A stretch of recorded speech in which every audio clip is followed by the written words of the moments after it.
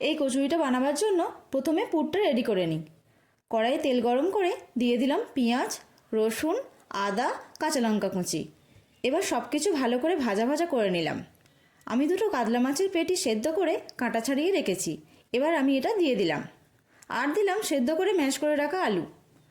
তারপর সব মশলাও দিয়ে দিলাম। প্রথমেই দিলাম হলুদ গুঁড়ো, তারপর জিরে গুঁড়ো, ধনে গুঁড়ো, নুন আর অল্প চিনি।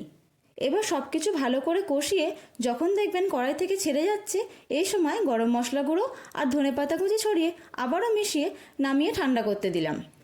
ওদিকে পুরটা যতক্ষণ ঠান্ডা হচ্ছে চটপট ময়দাটা মেখে নিই। ময়দাতে নুন আর সাদা তেল ময়ান দিয়ে ভালো করে মিশিয়ে জল দিয়ে ডোটা রেডি করে নিলাম।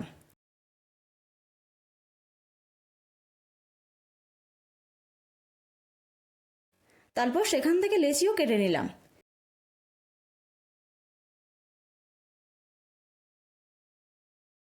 এদিকে পুরটা ঠান্ডা হয়ে গেছে।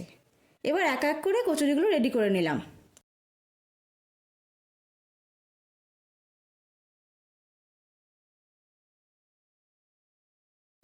তারপর একটু সাদা তেল নিয়ে কচুরিগুলো বেলে নিলাম।